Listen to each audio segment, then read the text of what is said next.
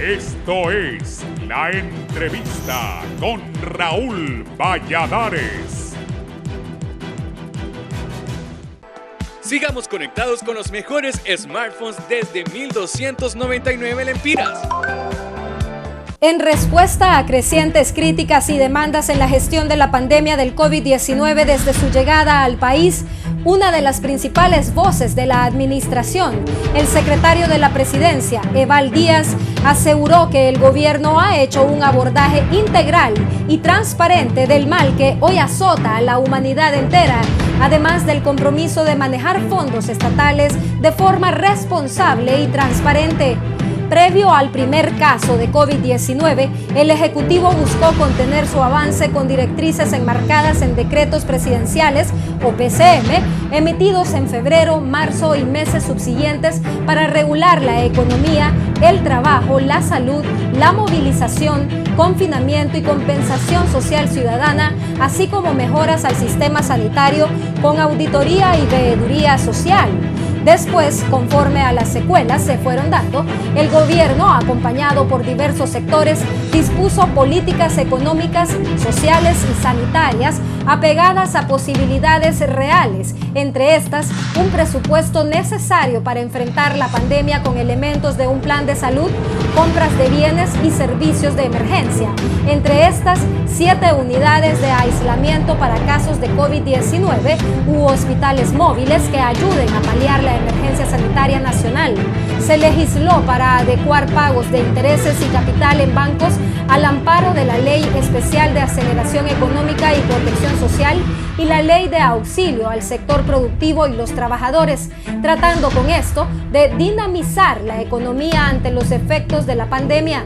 Con dificultades, se implementaron acciones de compensación social para estos segmentos de la economía y de la población, cuyas demandas, al igual que en el resto del planeta, superan las capacidades del Estado sin que esto implique habérseles dejado de la mano. La visión es dar prioridad nacional a la producción de alimentos y a la agroindustria alimentaria, tratando de asegurar la soberanía y la seguridad alimentaria nacional. Existe un compromiso de transparencia en el manejo de recursos del Estado y así lo ha reiterado el presidente de la República, insistió el ministro de la Presidencia.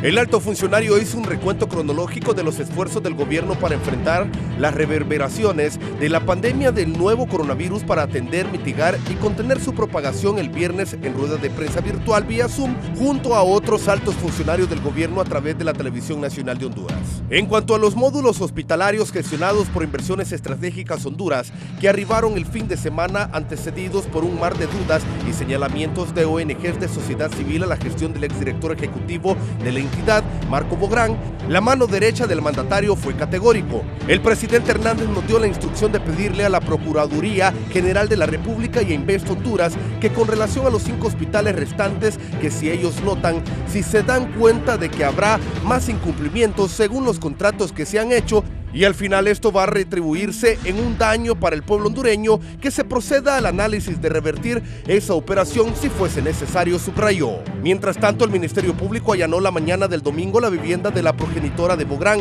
en un sector exclusivo de la capital, en búsqueda de documentos oficiales en la billonaria compra de los 7 hospitales móviles, mientras se espera que Bográn presente facturas para que estos salgan del enclave aduanero marítimo de Puerto Cortés. Ante las carencias y colapso de los hospitales y el país rozando 1,000 muertes y casi 30,000 contagios por el nuevo coronavirus, la noticia de esta tragedia humana, social y económica sigue en desarrollo.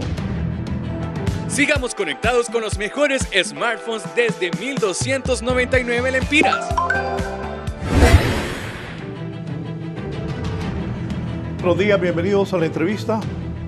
Antes de iniciar, quiero dar lectura a una nota luctuosa.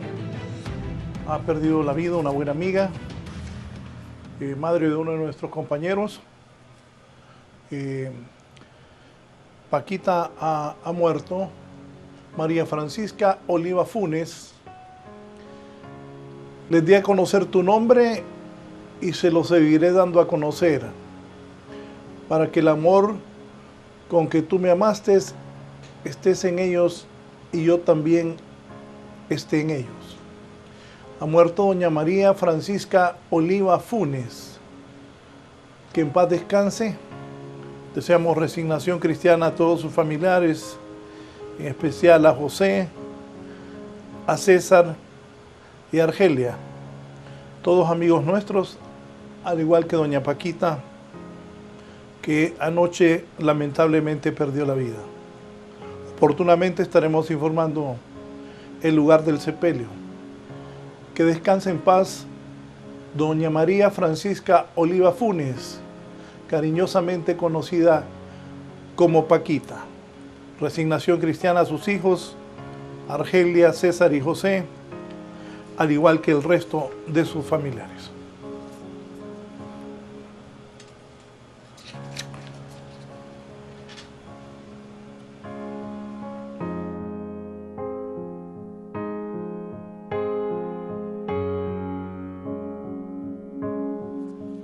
Bien, con el permiso de la familia doliente, vamos a iniciar la entrevista. Hoy está el ministro de la Presidencia, Eval Díaz. Yo me preguntaba unos días, ¿qué pasa que no aparece Eval Díaz? Porque, siendo justos y claros, el gobierno funcionarios han cometido algunos errores, varios errores. Muchos de ellos, por ratos los he visto con menos capacidad que otros. Y Eval no aparecía, la mano derecha del presidente de la República. No es fácil una pandemia, pero que no apareciera el ministro de la Presidencia unos días despertó dudas también. Y esos 7 hospitales que el presidente en una entrevista que me dio los anunció, y después se arma el escándalo en Inves, Marco Bográn investigado, la fiscalía ahora cuestionando Inves y la señora nueva también dando otras respuestas. ¿Ha habido un buen manejo honesto o no? ¿Van a meter presos a los que se les encuentre actos de corrupción? ¿Hacia dónde vamos con la pandemia? La reapertura económica, unos empresarios pidiendo reapertura, otros diciendo que no, los médicos diciendo que cierren. Todo esto lo vamos a hablar hoy con el ministro de la Presidencia. Ministro, pues yo cuando miraba que no aparecía, me puse a investigar y me di cuenta que era que usted tenía COVID. Y a diferencia de otros, Eval Díaz no anduvo anunciando que tenía COVID. Y estoy de acuerdo que me parece que... Sí, buenos días, Raúl. La verdad es que desde el punto de vista personal, hoy le doy gracias a Dios porque justamente el día de ayer, por la mañana, me informaron que la prueba para determinar si yo ya había superado la enfermedad del contagio del COVID-19, pues salió negativa. Eso significa que, gracias a Dios, he superado esa enfermedad. Y efectivamente, Raúl, yo no hice público porque es un tema, me parece que no, desde mi punto de vista es un tema muy personal y creo que no es bueno a mi juicio. Lo que en algunos otros casos de repente han hecho, no ser responsables en el manejo de esta situación, y porque teníamos que confinarnos para permitir al cuerpo recuperarse, pero también para evitar contagiar a otras personas, que es parte de la responsabilidad que uno tiene. De tal manera que eso me obligó a estar durante prácticamente un mes, hasta ayer, gracias a Dios ya me dieron la noticia. Y no solamente he vivido el drama de estar contagiado, gracias a Dios no requerí hospitalización, pero sí también he estado pendiente de mi familia, que también fue afectada. Y viviendo esta experiencia, he atendido algunas labores esenciales de mi cargo, pero sí efectivamente, por lo menos en la parte mediática me retiré, solamente di algunas entrevistas por vía telefónica, algunas intervenciones muy precisas, y de ahí nos retiramos a descansar, a tomar los tratamientos, el tratamiento maíz que lo he tomado, y las demás medidas que los médicos han recomendado no solo a su servidor, sino también a la población en general. Yo me traté y llevé esta enfermedad a través de telemedicina. Solamente visité una vez un médico porque llevé a uno de mis parientes muy queridos, cercanos también, para revisión médica, y aproveché. De ahí fue todo a través de telemedicina. Gracias a Dios, repito, y a las oraciones de muchas personas que nos conocen, a quienes agradezco públicamente haber estado pendientes de mi salud y la de mi familia, y hoy les informo que estoy dentro de las personas que ha superado esta enfermedad, y también entiendo en carne propia el drama que viven muchas familias y muchas personas a través de esta enfermedad. Así que, Raúl, ya dándole gracias a Dios, entramos a una etapa de recuperación, porque no es que uno queda totalmente bien, pero sí contento también de retomar las funciones que el presidente de la República nos ha confiado, y entre ellas está comunicar, informar a la población de lo que el gobierno está haciendo. Hicimos una comparecencia que ustedes vieron en cadena nacional. Todavía para ese momento no habíamos tenido el alta médica. Hoy, gracias a Dios, ya nos incorporamos, así que contentos, y también con una deuda personal que voy a aprovechar en los próximos días, y es compartir con la ciudadanía cómo se vive esta enfermedad y cómo también puede superarse esta enfermedad, porque esta enfermedad trae no solo daños físicos o fisiológicos al cuerpo, sino que también trae una severa carga de presión psicológica. Ante tanta información de personas que ya no despiertan en su cama, que ya no salen de su casa, uno vive con ese temor, con ese miedo si el día de mañana va a amanecer. Y eso es una carga psicológica muy fuerte, más todo lo que eso conlleva. Y creo que pensó, disculpe, ministro, la voy a compartir. Ministro, disculpe, sí, para que le cuente a la gente, ¿pensó en algún momento que podía perder la vida? ¿Que mire, hubo fiebres fuertes? Mire, esta enfermedad es, como lo hemos visto en el mundo entero, puede provocar la muerte. Afortunadamente a algunas personas, a la mayoría de las personas, no les da de forma letal. Solo es un porcentaje de personas a los cuales les da de forma letal y que requieren hospitalización. Su servidor tuvo los síntomas, pero creo que hubo ante tanta información que uno tiene en esta posición, Raúl, quiero decir que lo que sí tuve siempre claro es lo que los médicos dicen: a los primeros síntomas, empezar a tomar el tratamiento. Y cuando empezaron los síntomas, que es dolor de cuerpo, uno tiene un malestar general, pierde la fuerza, las ganas de trabajar, una somnolencia, empieza a sentir también que pierde el olfato, que pierde el gusto. No a todos se les presentan todos los síntomas, y yo inmediatamente comencé el tratamiento maíz, como cualquier persona que está tomándolo en este momento. Y afortunadamente la enfermedad no avanzó como si hubiese podido avanzar si yo no la hubiese tomado a tiempo. Creo que haberlo tomado a tiempo fue clave para no requerir hospitalización. Por otro lado, también esto que yo estoy hoy comentando y compartiendo, lo viví en mi familia. Yo estaba también con la infección y me di cuenta que mi familia, que no vive conmigo, mis hermanos, también tenían síntomas. Inmediatamente con los síntomas yo los convencí que empezaran a tomar el tratamiento. Luego las pruebas detectaron que efectivamente también ellos tenían la enfermedad, pero gracias a Dios ninguno ha requerido hospitalización.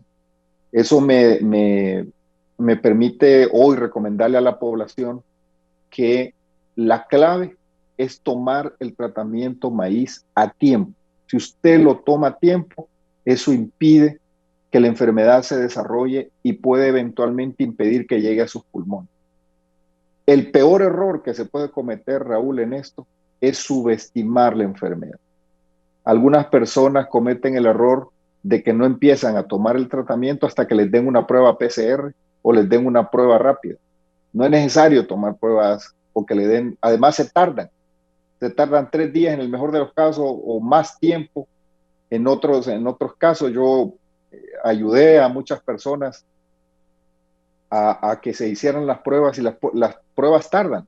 3 días de retraso en tomar el tratamiento, empezar a tratarse, puede marcar la diferencia entre la vida y la muerte, entre tratarse en su casa o ir a un centro de atención, a un hospital, en requerir o no requerir oxígeno. Así que he vivido esta experiencia, el miedo que se siente, porque uno ni duerme, uno está pendiente de su propio cuerpo, porque uno no sabe si los pulmones le van a funcionar o no, si la enfermedad ya llegó a los pulmones. Y obviamente seguir las recomendaciones que se nos dan es determinante. Lo peor que puede haber es subestimar la enfermedad.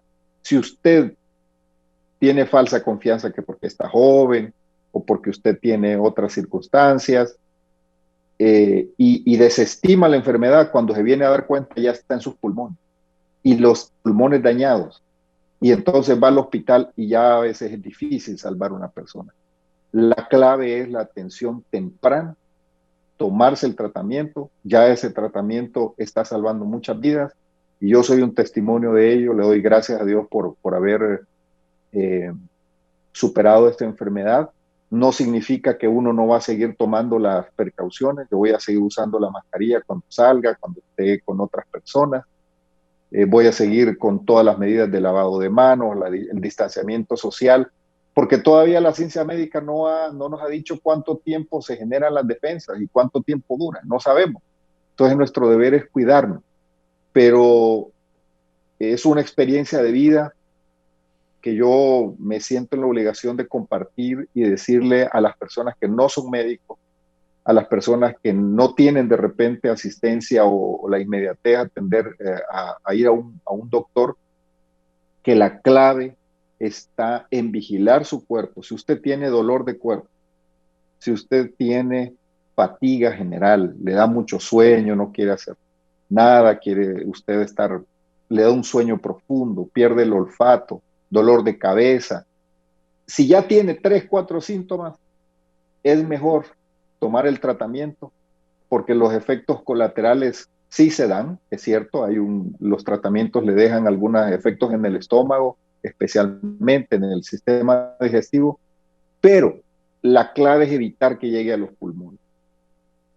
Si logramos eso, si la mayoría de las personas entendemos eso, yo estoy seguro que cada vez vamos a tener menos personas en los hospitales y por consecuencia menos personas falleciendo. Personas que pueden vivir 10, 15, 20, 30 años más, desafortunadamente están perdiendo la vida porque no toman en serio esta enfermedad. Hay una falsa confianza y no guardan el distanciamiento, no se cubren su boca, su nariz.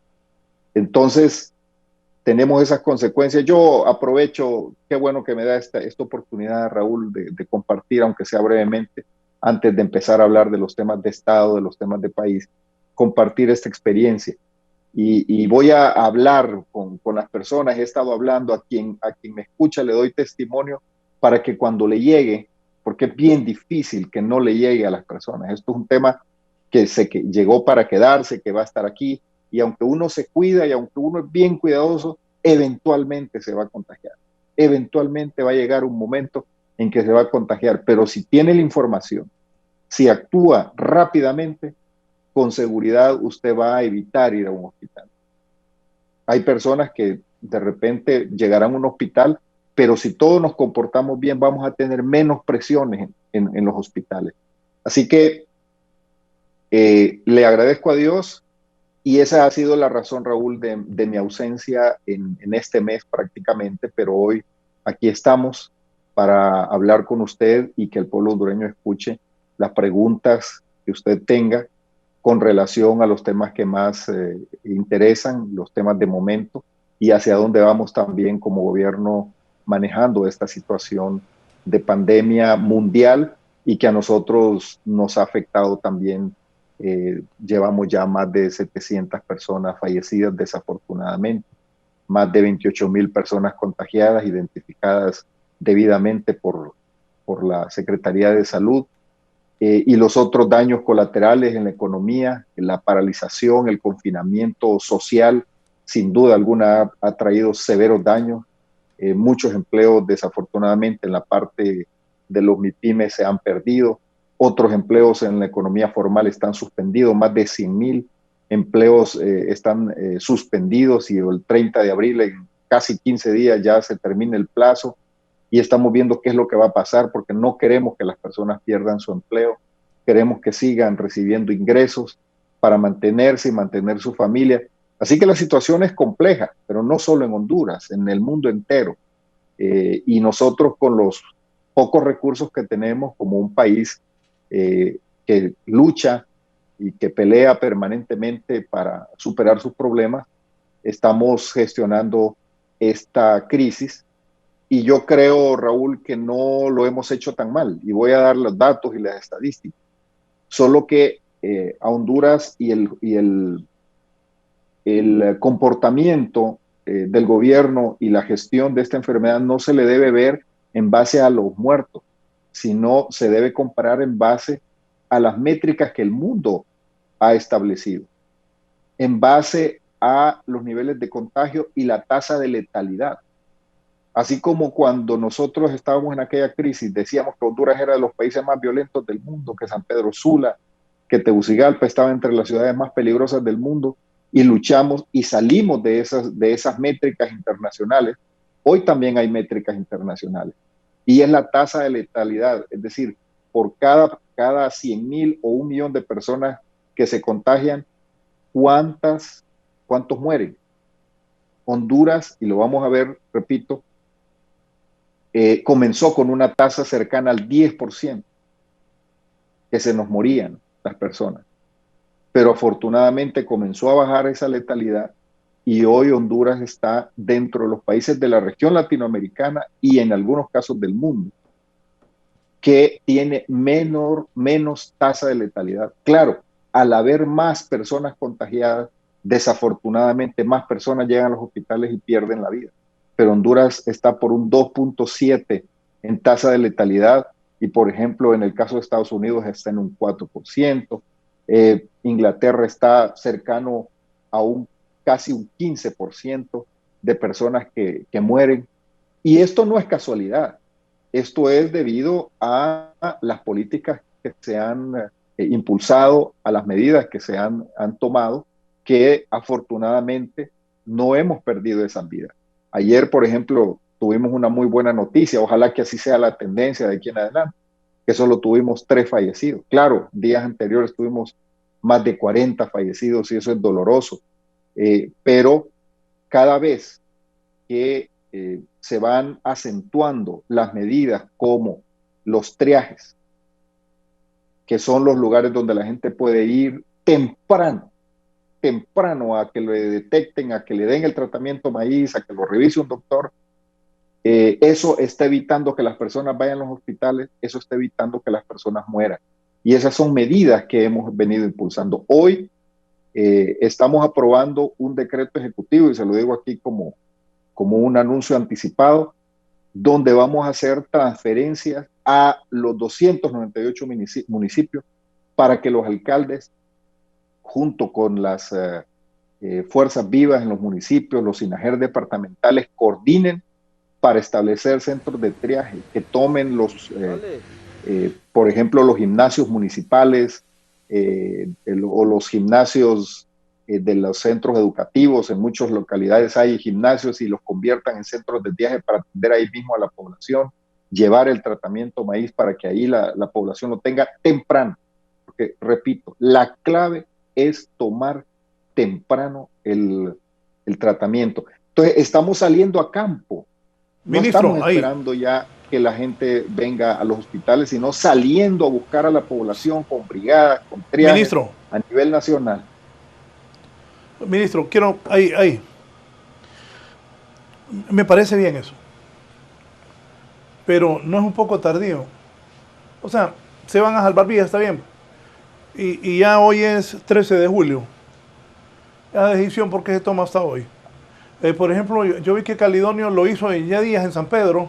Lo hicieron ustedes mismos aquí aquí atrás tengo Fernando, mirá si enfocás el polideportivo, aquí está atrás mío. Hace como un mes empezaron a hacer visitas. Aquí Julio Medina también me envió. ¿Dónde van a andar hoy esos? Estoy de acuerdo en lo que están haciendo, pero también le tengo que decir las cosas. Hoy van a andar en Las Brisas, aquí en Tegucigalpa, en La Obrera, en Jardines 1 y 2, en el Suazo Córdoba, en la Colonia Trinidad, en La Providencia y en el barrio Villadela. ¿Por qué no habían tomado esa decisión antes? Mire, lo que más ha habido en esta enfermedad es incertidumbre. Lo que no se ha dicho, por ejemplo, Raúl, es que, por ejemplo, la OMS nos dio una información hace unos meses y meses después cambió los criterios. Al principio se nos dijo que lo primordial era tener ventiladores. Entonces salimos a comprar ventiladores. Ustedes recordarán, porque no hay que olvidar la historia. Después los demás países y aquí mismo empezamos a ver que la clave no era ni los ventiladores y que tampoco, por mucho que aumentáramos la capacidad hospitalaria, iba a ser insuficiente ante las estadísticas que nos decían que en Honduras podríamos tener hasta de 20 a 40 mil personas fallecidas. No tenemos esa capacidad, ni aunque triplicáramos la cantidad de camas que tenemos hoy, no tendríamos esa capacidad de atender esa avalancha de personas requiriendo atención médica. Y en el camino nos dimos cuenta por la retroalimentación que muchos médicos hondureños nos dieron, que la clave no era estar esperando a la gente en los hospitales, ni aumentar la gran cantidad de camas, lo cual sí hay que hacer, pero que lo más inteligente era salir a buscar a la gente. Cuando se establecieron los centros de confinamiento, se hicieron como centros de confinamiento para aumentar capacidad hospitalaria, no como estrategia de atender la enfermedad de forma temprana en barrios y colonias. Eso no existía y el mundo no lo tenía. Eso fue recomendación de médicos hondureños. Ustedes recordarán nombres de doctores neumólogos que en sus mismos programas han participado, que nos han dicho, miren, la clave es el tratamiento maíz, y alguno de ellos estableció un término que la ciudadanía hondureña entiende muy bien, porque somos muy futboleros: hacerle pressing al COVID, al virus, es decir, es ir a atacarlo a su área. Y entonces empezamos a oír, empezamos a ver, y empezamos a darnos cuenta que no era esperando a la gente en los hospitales como se combate, es ir, buscar a las personas, llevarles el tratamiento, llegar con las brigadas. Entonces, eso lo hemos venido aprendiendo en el camino, y yo creo que no es tarde, porque si nosotros tenemos en este momento 28,000 personas contagiadas oficialmente, y imagínense de 9 millones de personas, más bien estamos a tiempo. Desafortunadamente hemos perdido algunas vidas y algunas otras que tristemente se van a perder porque este virus es mortal, pero más bien yo creo que muy a tiempo, y gracias a los doctores, a los médicos, como el doctor Sierra, como el doctor Díaz, como el doctor Valerio y el doctor, otros médicos que han atendido y están atendiendo a las personas. Ellos nos recomendaron, hemos hablado horas y horas en conferencias que a veces la población no conoce, con el presidente, con los ministros, y ahí es donde vamos tomando decisiones. Por eso es que salimos ahorita, Raúl, y yo no creo que sea tarde, yo creo que más bien estamos en una etapa temprana. Hoy, vea bien el concepto, hoy ya no estamos enfocándonos tanto en el tema de los hospitales o en el número de contagios. Hoy lo que nos estamos concentrando es que las personas no mueran cuando son contagiadas. Ese es el gran objetivo. Usted está contagiado, queremos que no muera, que no fallezca, que no haya un hospital. Entonces la clave es llegar, ya ni siquiera, fíjese bien, ya ni siquiera estamos dependiendo de una prueba de laboratorio, sino que los médicos van y le hacen el triaje. El triaje es que le preguntan, ¿ha tenido fiebre? ¿Ha tenido dolor de cabeza? ¿Ha perdido el gusto? ¿Ha perdido el olfato? ¿Tiene fiebre? Esos síntomas. Y le preguntan, y con ese análisis clínico que hacen los médicos, inmediatamente le dan el tratamiento. Ya no estamos esperando ni siquiera la prueba rápida, porque esta enfermedad es tan rápida, tan veloz, tan contagiosa, que mientras estamos esperando que nos den una prueba, ya pasó el tiempo y esa persona se va a la casa, está esperando que le den un resultado y la enfermedad va avanzando. Y cuando reacciona, ya esa persona hay que ir a traerla para ir a entubarla a un hospital que además está presionado, que cuesta ya la atención por todas las dificultades, porque están llegando decenas de personas. Entonces, esta es una estrategia que se ha visto aquí en Honduras. No la hemos copiado de otros países, sino que con médicos hondureños hemos ido tomando decisiones. Yo creo que más bien estamos a tiempo, gracias a Dios, que ha iluminado el pensamiento y la mente de estos doctores, de estos médicos que están ahí atendiendo y haciendo ciencia y recomendando, que estamos lanzando los triajes, las brigadas, la atención, y todavía estamos ahorita analizando cómo vamos a masificar el tratamiento médico. En cada hogar, en cada casa, aunque no hayan tenido contagio, deben tener el tratamiento maíz ya como medida preventiva. Sobre eso, la gente ya está interactuando. Por ejemplo, me dice Pablo Crivelli, hijo, y ahí yo le contesté. Me dice, aquí en Choloma hay más de 50,000 infectados. Creo que es cierto, porque no hay tantas pruebas. Y ahí es cierto lo que dice el ministro Eval Díaz. Usted póngase las pilas. Cada quien se tiene que poner las pilas, porque ni hay hospitales, ni hay tantos médicos. Entonces hay que empezar a tomar esos medicamentos con receta que les están dando. Por ejemplo, me dice un amigo aquí, buenos días, saludos al ministro. ¿Cómo tomar medicamentos si en algunos lugares, si usted no tiene prueba, no le dan medicamentos? 2 experiencias muy cercanas le ha pasado muy poco tiempo. Entonces le dije yo, hay que buscarlo, aquí es de resolver. Uno, si no, se pone difícil la cosa, si lo compramos. Pero ellos dicen que hay que tomar y no lo dan en los centros de gobierno. Pero hay gente que está mal y 1.500 lempiras no los tienen. ¿Qué piensa de eso, ministro? Mire, qué bueno que hace esa pregunta. Y fíjese que eso ya no lo digo como una experiencia personal solamente, sino que hay muchas personas que coinciden. Estamos cometiendo un error al exigirle a una persona prueba para darle el tratamiento médico. Si esa persona tiene síntomas, aunque no tenga prueba, hay que darle el tratamiento médico.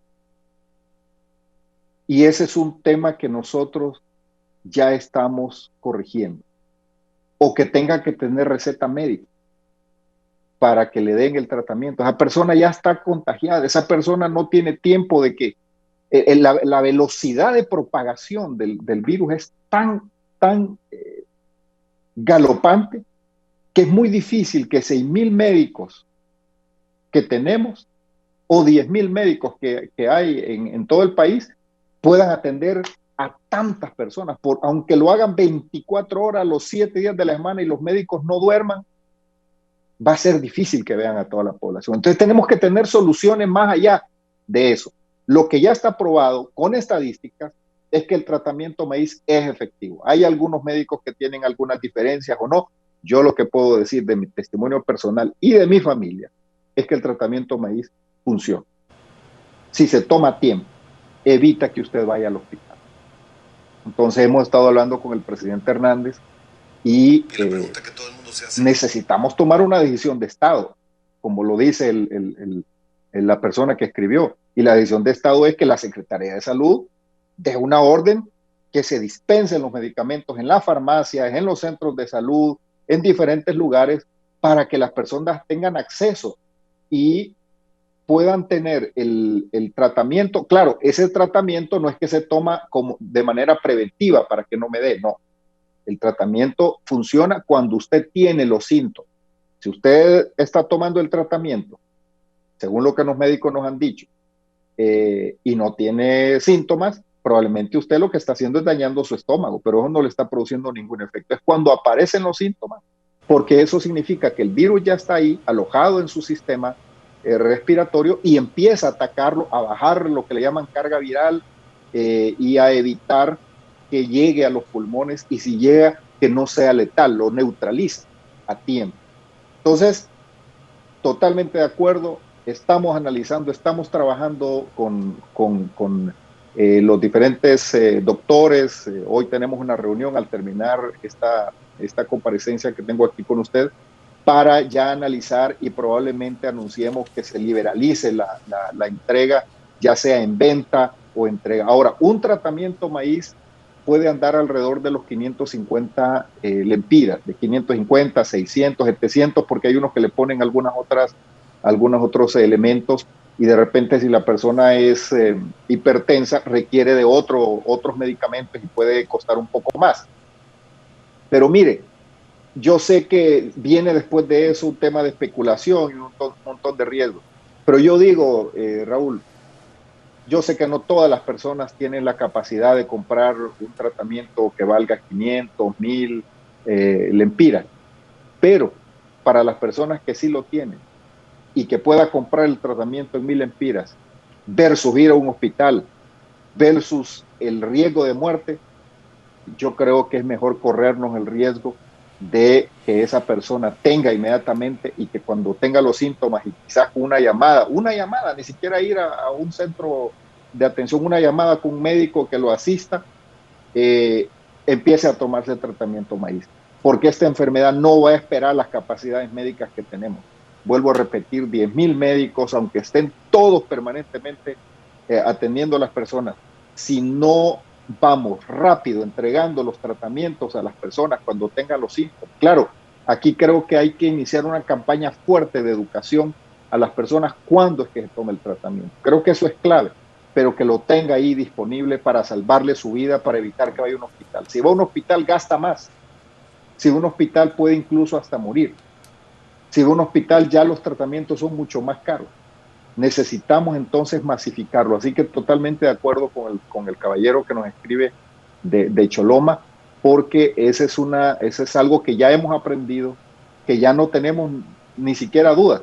Va a haber algunos que se van a oponer, que tiene que ir la receta, que tiene que ir el médico, que tiene que ver, siempre hay debates en esto, ¿verdad? Pero aquí lo más importante es salvar vidas, que si le llegó, tiene las 3, 4 síntomas, inmediatamente empiece a tomar y que tenga al alcance.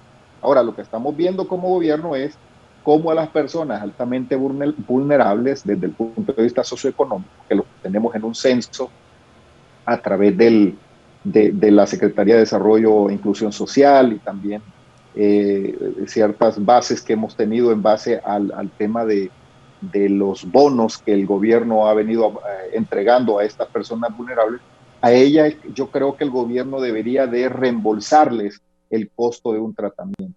Vuelvo a repetir, un tratamiento puede costar 550, 600 lempiras, un tratamiento maíz, y eso puede salvarle la vida.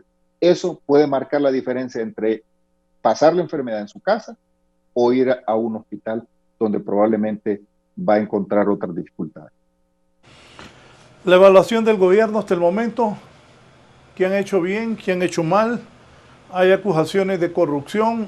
Ya vamos a entrar a los hospitales, a los 7 hospitales que ofreció el abogado Marco Bodrán. Son 48 millones de dólares, más de 1.000 millones de lempiras. Ya vamos a entrar a eso. Pero rápidamente, la evaluación: ¿qué han hecho bien? ¿Qué han hecho mal? En el Hospital del Sur no había oxígeno.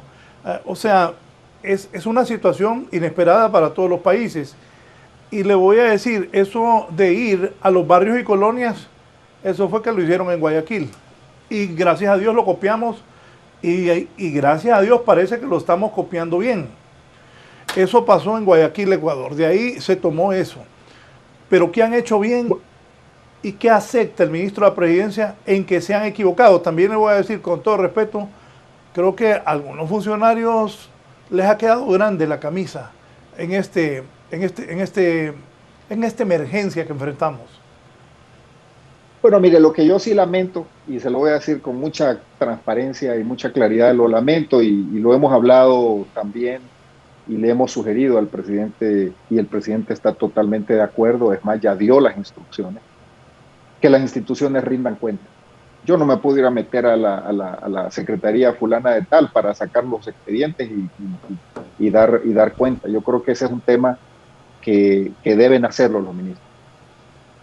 Es una deuda, es una obligación, es un deber que tienen de pararse frente a una cámara, frente a un medio de comunicación y rendir cuentas. No basta con que esté en el portal. En el portal solo la gente que tiene acceso y algunos que tienen el interés de ir a ver qué es lo que se ha ejecutado, cuánto se ha ejecutado. No basta con eso. No basta con decir, ahí está el portal o el IAIP o eso. No basta. Hay que salir y dar la cara y rendir cuentas. ¿Cuánto recibí? ¿Dónde está ese dinero? ¿Dónde lo he invertido? Porque esa información nosotros no podemos a nuestro nivel ir, vuelvo a repetir, a meternos en una secretaría y empezar a escarbar y a armar. Esa es obligación de ellos. Yo creo que ahí tenemos una falla. Nosotros anunciamos que esta semana, y esperamos que así sea, la Secretaría de Finanzas, la Secretaría de Salud, COPECO e Invest, en días diferentes, le rindan cuentas a la nación de lo que han gestionado y cómo se está ejecutando esos recursos. El país lo requiere, lo necesita, lo exige, y nosotros también. El presidente Hernández ha sido categórico y les ha pedido que preparen los informes. Algunas, desde la semana pasada que nosotros hemos estado en este tema, y algunos pidieron tiempo. Dicen, miren, no estamos listos. Bueno, está bien, la otra semana. Esperemos que esta semana y que no pase esta semana sin que den cuenta cuánto se ha contratado el presupuesto y explicar cuánto se ha ejecutado. Porque anda la idea que Honduras está navegando en millones de dólares, y eso no es cierto. Una cosa es que el Congreso Nacional autorizó a la Secretaría de Finanzas para contratar 2.700 millones de dólares, y otra cosa es que los 2.700 millones estén en la bolsa. Eso no es cierto. La Secretaría de Finanzas tiene que salir a buscar. De eso ha encontrado parte y ya se asignó. Otras se siguen buscando, gestionando esos recursos. El dinero no está, no se ha contratado, no está ni en las arcas de la Secretaría de Finanzas ni en la Secretaría, pero en el imaginario popular nosotros tenemos 2.700 millones porque no se explica, porque no se habla, porque no se abre la boca y se le da rendición de cuentas a la gente. Hoy me siento exaltado porque yo también me siento indignado ante la apatía de algunos de no dar cuenta. Tienen que salir y dar cuenta. Si a mí se me encomienda una misión, yo tengo que rendir cuentas, no puede ser que me quede callado y que pasa el vendaval y que la ciudadanía exige rendición de cuentas a través de los diferentes medios de comunicación, las diferentes formas de expresión que tiene la ciudadanía, y yo bien tranquilo ahí en mi casa sin dar cuenta. Espérese, ministro, me tiene que repetir eso. Primero, recuerdo que lo he dicho al presidente en alguna ocasión, los ministros se esconden, córranlos, despídanlos, esos que esconden, que quieren pasar el bandeval, que a mí no me pase nada, pero que no me saquen del puesto, deberían de despedirlo. Segundo, eso que usted acaba de decir, vuélvalo a repetir, porque mire, yo he escuchado gente que me dice, se han robado miles y miles y miles de millones. Eval Díaz fue al Congreso y dijo que le aprobaron no sé cualquier cantidad de millones, que iban a haber cualquier cantidad de hospitales, centros de salud, y no hay nada.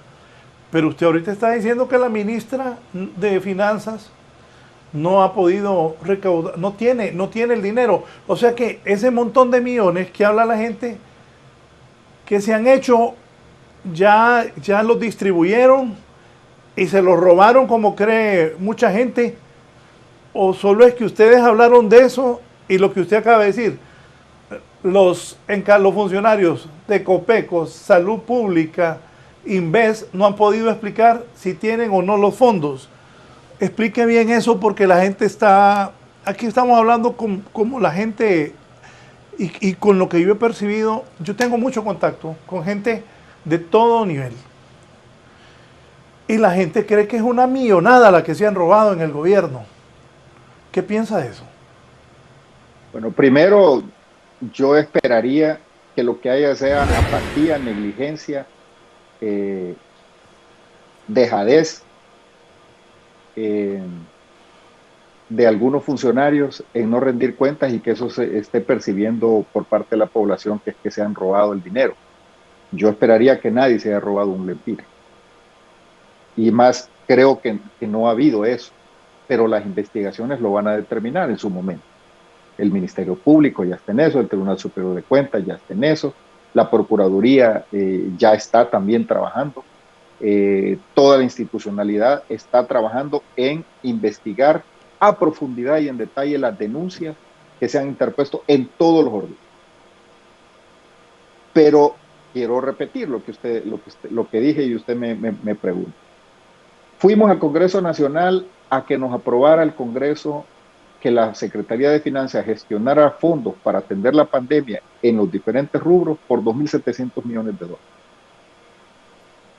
De ese dinero se ha contratado parte, ni siquiera un 50%. Yo esperaría que la ministra de Finanzas en esta semana le va a rendir cuenta a la Nación y va a decir, de eso he contratado tanto y se ha distribuido, se le ha dado a tal secretaría, a tal institución, a tal fondo, y está de esta manera. Ya luego el detalle de ejecución ya no es responsabilidad de la Secretaría de Finanzas, sino, por ejemplo, la Secretaría de Finanzas debe decir, a la Secretaría de Salud le transferí tanto, y la Secretaría de Salud debe decir, sí, me transfirió tanto y he ejecutado tanto, y aquí está, y de esta manera se ha ejecutado. Eso es lo que el pueblo hondureño quiere oír, y eso es lo que nosotros tenemos la obligación de explicar. Entonces, no es cierto que estamos nadando en 2.700 millones de dólares, no es cierto. Una autorización del Congreso es para que la ministra vaya y busque en la banca nacional o internacional, a través de los organismos de crédito multilateral, la contratación de esos recursos. De esos recursos se ha contratado parte. Vuelvo a repetir, no hemos llegado, yo me atrevo a decir que ni a un tercio de eso, para ponerlo a disposición, porque no es que salen corriendo los organismos multilaterales a ponerle el dinero en la bolsa a uno, como país. Nosotros vimos un país vecino que fue el primero, que fue a la asamblea, y le dieron 1.000 millones, y empezaron a presionarnos a nosotros, y dijeron, miren, en el país fulano de tal, 1.000 millones les aprobaron. Nosotros llegamos después, con una propuesta, pero ese dinero no es que lo tenemos. Fíjese, a la fecha de hoy, el país vecino no ha logrado conseguir 1.000 millones.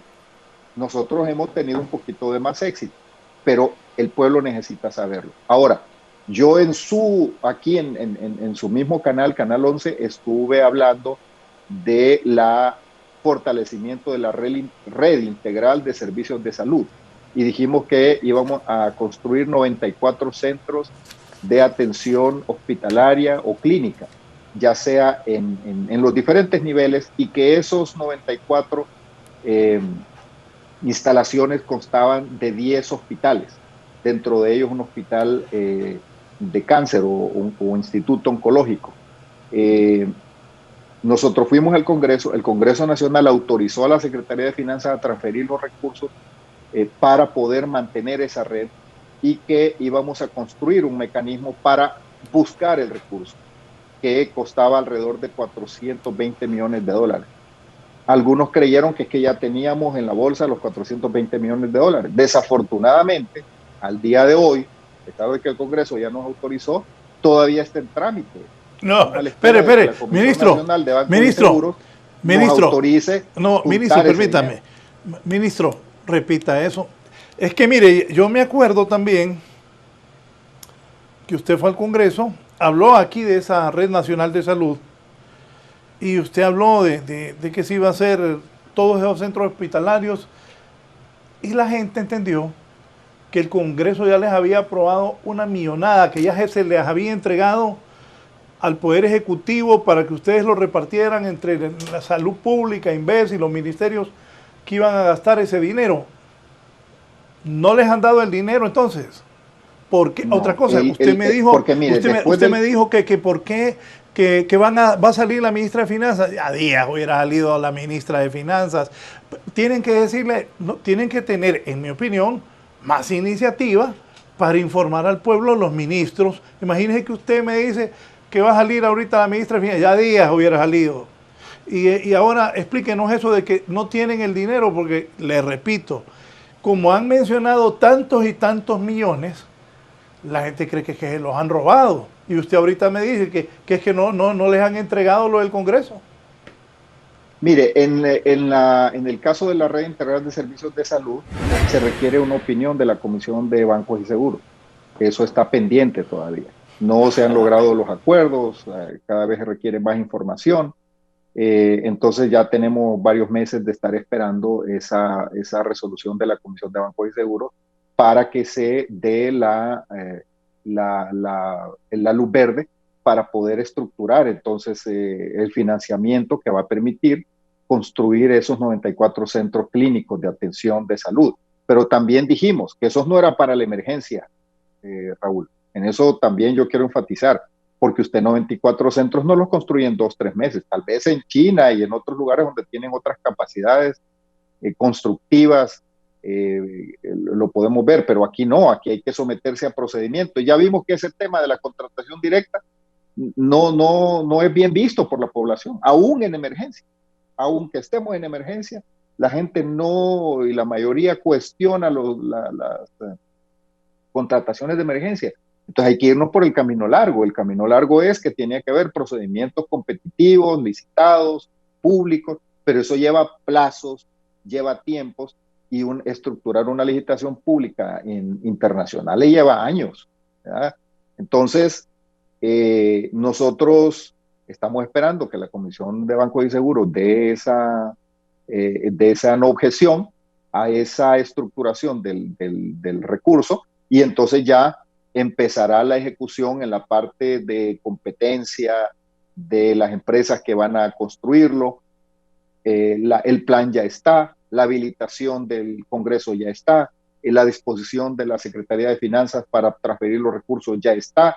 Entonces solo estamos a la espera de eso, y Honduras va a contar en todo el país con una nueva red de atención de salud que además va a contratar entre médicos, enfermeras, auxiliares de enfermería, personal administrativo, cerca de 10,000 personas más para atender. Eso Honduras lo necesitaba desde hace 20 años y lo necesita hoy más que nunca. Entonces, estamos a la espera de esa resolución. Entonces, yo hoy le doy esa explicación porque yo vine, el punto es, Raúl, que yo vengo hoy y digo, así está el asunto. Y eso es lo que la gente quiere escuchar. ¿Dónde está? ¿Qué está sucediendo? Porque tenemos la obligación de dar cuentas. Entonces, lo que quiero, al final, entramos a este tema porque usted dijo qué cosas no están haciendo bien. Yo creo que necesitamos hablar más, necesitamos rendir cuentas, explicarle a la ciudadanía qué cosas estamos haciendo. ¿Qué cosas hemos hecho bien?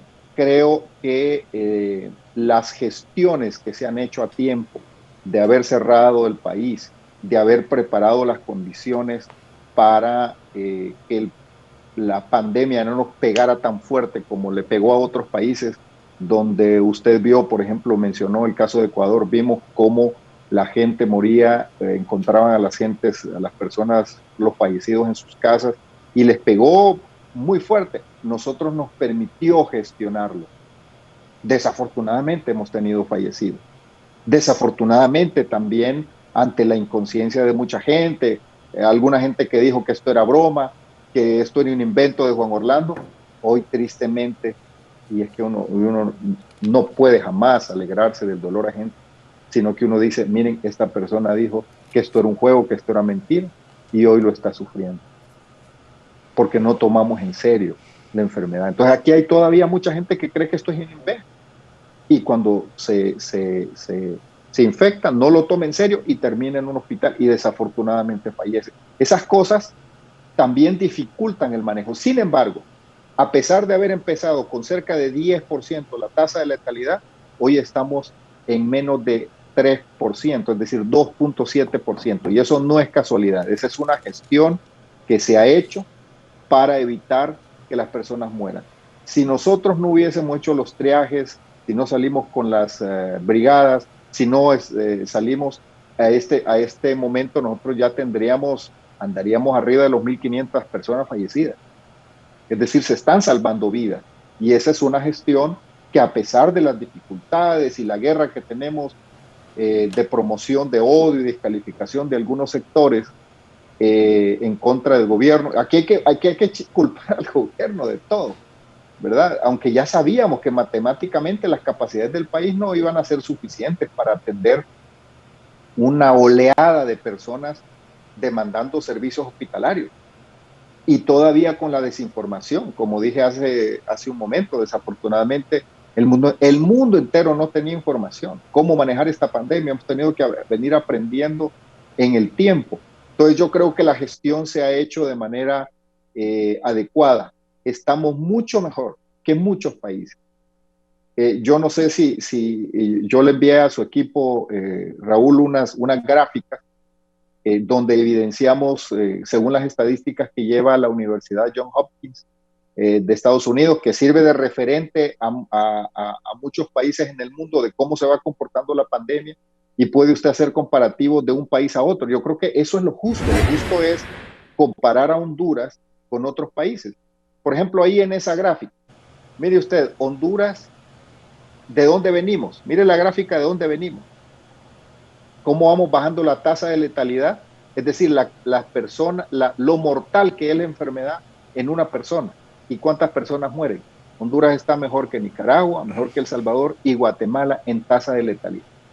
Y vuelvo a repetir, eso no es casualidad, es una gestión que el gobierno ha hecho, y aunque hemos tenido el caso del presidente también con la infección del COVID y hospitalizado, con una gravedad en el manejo,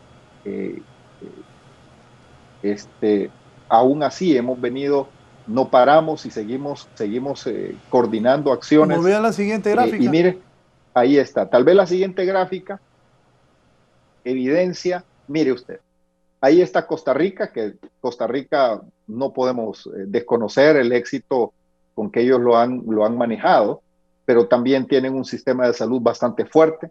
Ellos lo vienen trabajando desde hace más de 70 años, un sistema de salud que lo han ido robusteciendo, pero estamos Panamá también, que ha venido bajando, y de ahí Honduras.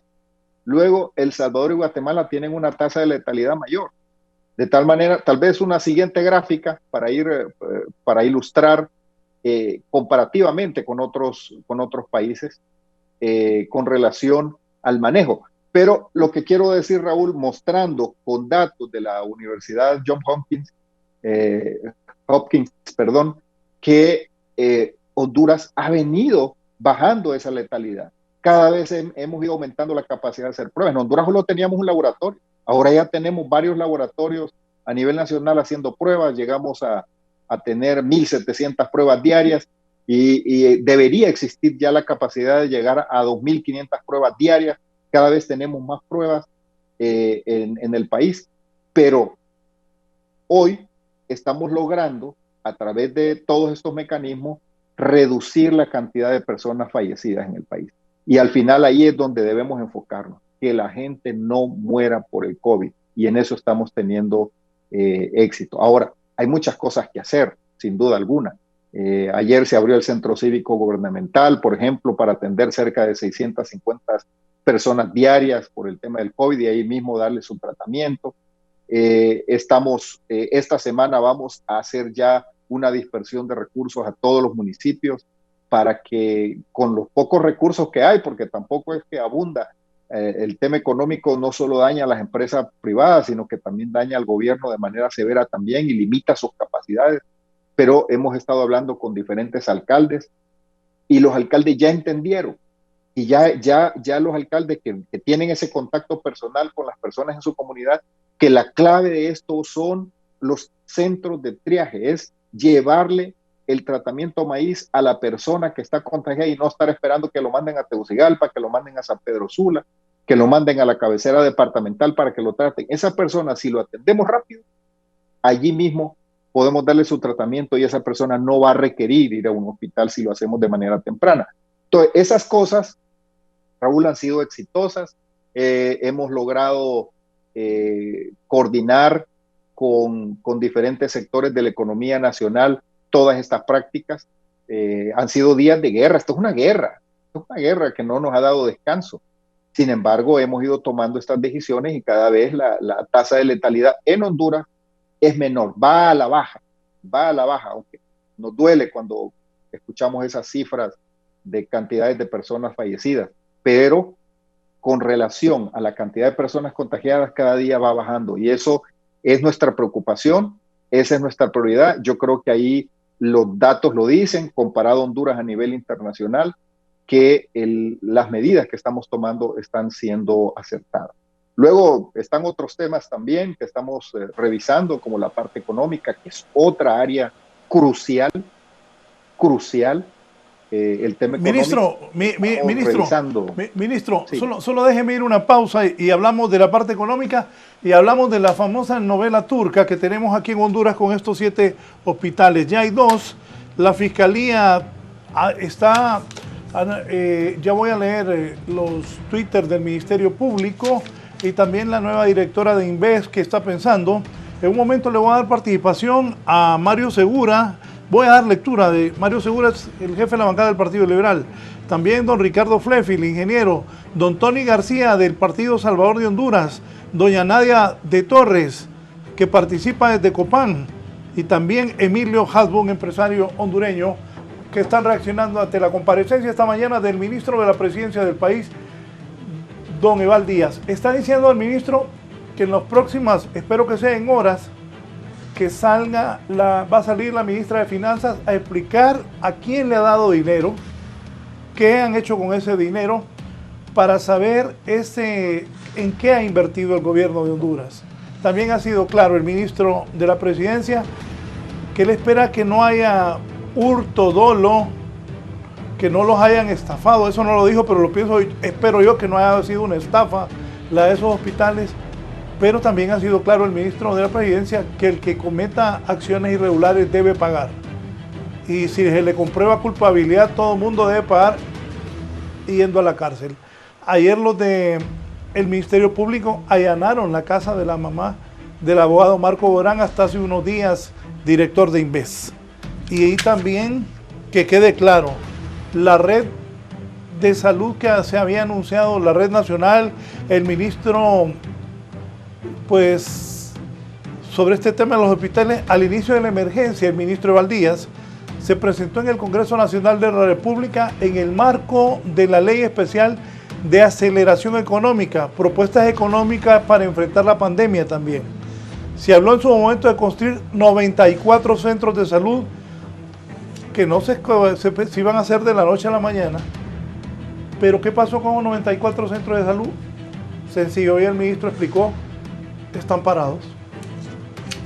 Porque no ha salido la resolución de la Comisión Nacional de Banca y Seguro para aprobar esa red nacional de salud. Esto y otros temas vamos a abordar con el ministro Eval Díaz al volver, pero lamentablemente vamos con la realidad a San Pedro Sula. Voy con Gerlin Díaz. Un joven muere en el portón de un microdistrito de salud en San Pedro Sula. El muchacho tenía síntomas de COVID-19. Gerlin y la pausa. Así es, muchas gracias. A esta hora estamos ubicados en el macro distrito municipal de la colonia 6 de Mayo, sector Rivera Hernández, aquí en San Pedro Sula, donde un joven de aproximadamente unos 20 años de edad pues murió en la entrada principal a este centro médico cuando fue traído por una patrulla policial desde su casa de habitación. Él permanecía aquí a la espera de recibir atención médica, pero lamentablemente él presentaba un cuadro de neumonía muy avanzado, según algunos médicos que trataron de auxiliarlo, y lamentablemente pues perdió la vida. De aproximadamente pues unos 20 años de edad, él el jueves anterior había sido atendido en este centro asistencial porque un árbol le había caído sobre su cuerpo, pues fue despachado a su casa de habitación. Este día vino falto de respiración y lamentablemente ha muerto. Con el joven que recién ha muerto y por sospechas de COVID-19 sería la víctima número 14 en lo que va durante las últimas horas, ya que han muerto 8 en el Instituto Hondureño del Seguro Social, el resto en el Hospital Leonardo Martínez y Mario Catarino Rivas. Esto es lo que podemos informarle en este contacto, donde lamentablemente este joven no recibió atención médica oportuna. Con esta información vamos a ir a una pausa comercial. Bien, continuamos. Para que no se me vaya la idea, ministro, deberían de hacer un anuncio sobre eso que platicamos al inicio, de que cuando la gente comienza a tener, y a mí me pasó la semana pasada, yo tengo mi coordinador de noticias, Alexander, tiene COVID.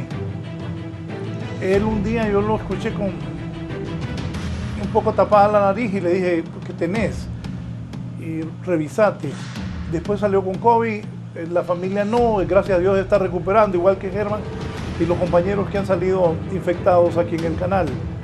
Pero en la semana pasada una persona también me decía, cercana, me decía, ya no tengo el sabor a la comida ni el olfato, ¿tenés COVID? No, voy a esperar al doctor. Le insistí 1000 veces que comenzara a ver a una prima que era médica para que le dijera qué hacer, porque llegar tarde es producto de muerte. Esa es la realidad con esto del COVID. Voy a salir de la gente para luego preguntarle yo directamente sobre esto de los 7 hospitales. Voy a empezar con Mario Segura. La posición del Partido Liberal. Estamos pidiendo que sean responsables y que no se laven las manos diciendo que el Consejo de Ministros no sabía de la operación de los hospitales. No queremos silencios que se vuelvan cómplices, dice el jefe de la bancada del Partido Liberal, don Mario Segura, aprovechando la comparecencia del ministro de Valdías. El empresario Emilio Hasbun, ¿qué plan de reactivación económica tiene el gobierno? Se han perdido cientos de miles de empleos, las familias no tienen ingresos ni para alimentarse. El gobierno debe estructurar un plan estratégico con los economistas y profesionales más capaces, sin importar partido político. Esta situación es sumamente difícil, dice Emilio Hasbun. Deben de tomar decisiones ya, de lo contrario se incrementará la delincuencia a niveles inimaginables. Dios nos encuentre confesados, la situación es sumamente complicada. En un área de San Pedro Sula, en un área de San Ignacio y Palmeras de San Ignacio, donde vive el presidente Hernández, colinda con una quebrada del Hato de en medio. Contigo hay una cancha donde juegan los muchachos del Hato, ahí se ve que juegan sin protección en las noches, grandes relajos en esa colonia, un foco de infección que debe revisar la policía. No es posible tanta irresponsabilidad de los que viven en el Hato de en medio, una de las colonias con el más alto impacto de COVID aquí en Tegucigalpa. También me dice, buen programa, pregúntenle al señor ministro si los fondos para los centros de triaje en las municipalidades los pondrán a tiempo, porque las municipalidades no tienen dinero en estos momentos. Ayer escuché a uno del COEP decir que no están de acuerdo que les den fondos a las municipalidades y que sean los alcaldes y los SINAGER de cada municipio que tomen decisiones, porque sería un caos, dijo ahí anoche un representante del Consejo Hondureño de la Empresa Privada. Gilberto Rías, buen día Raúl, yo quiero vivir en Honduras, que describe Eval. La realidad es que la pandemia ha sido muy mal administrada y los médicos al frente están denunciando una realidad distinta de la que plantea su invitado. Ese es don Gilberto Ríos. Ricardo Flefield, nacionalista e ingeniero, buenos días. Para la zona sur en Choluteca hace 7 años el gobierno de China, Taiwán, aprobó unos fondos para la construcción del Hospital General. Son cerca de $30 millones. Honduras debió haber cumplido con su contraparte de 6 millones. No ha sido posible la realización de este proyecto por falta de responsabilidad del gobierno. No pierdan más el tiempo, urge recuperar la plata que se llevó el guatemalteco y comenzar la construcción de hospitales, dice Ricardo Flefil, ingeniero contratista y que es miembro del Partido Nacional. Don Tony García, miembro de Salvemos Honduras, del Salvador de Honduras, dice el abogado Tony, sobre la tasa de letalidad, pregúntele por qué las funerarias reportan el doble de muertos de COVID que el gobierno. Doña Nadia de Torres, una compra, aquí está, como usted dice, Raúl, han sido algunos aciertos, pero muchos errores. Una, compra de ventiladores incompletos, mismos que fueron a traer en el avión presidencial.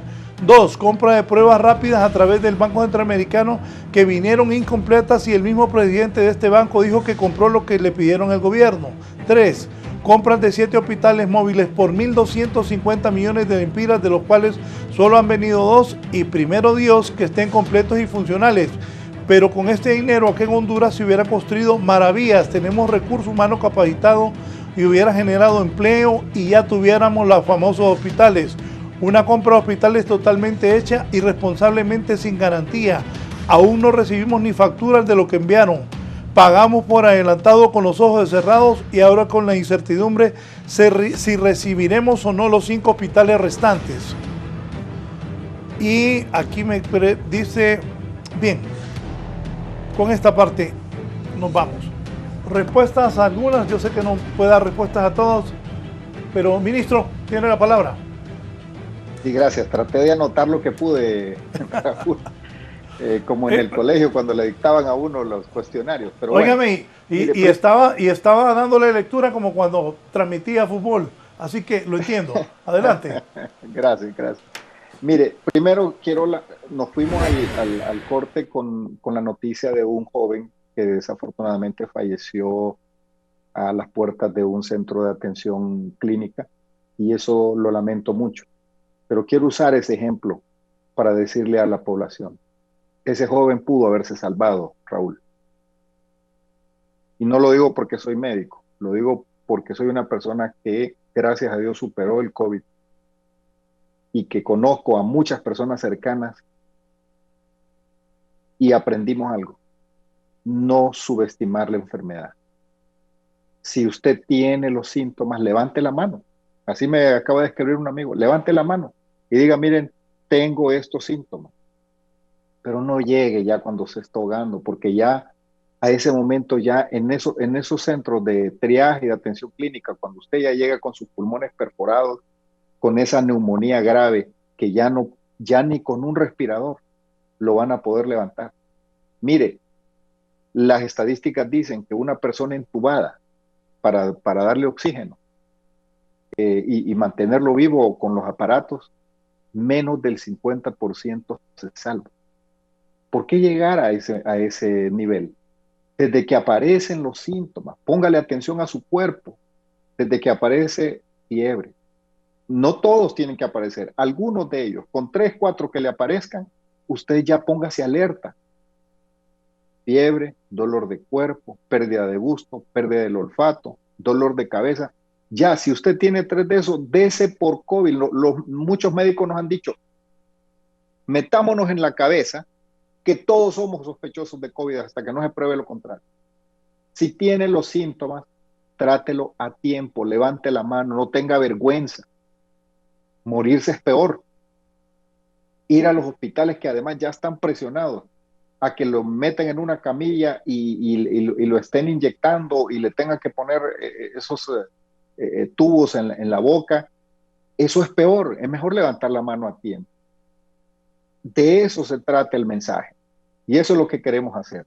De ahí, en las otras preguntas, lo que mencionó el diputado Mario Segura, jefe de bancada del Partido Liberal, efectivamente, el Consejo de Ministros no desconocía la orden de comprar los hospitales. Al contrario, fue una decisión que nosotros creamos los instrumentos a través del Consejo de Ministros y creamos los instrumentos yendo al Congreso Nacional.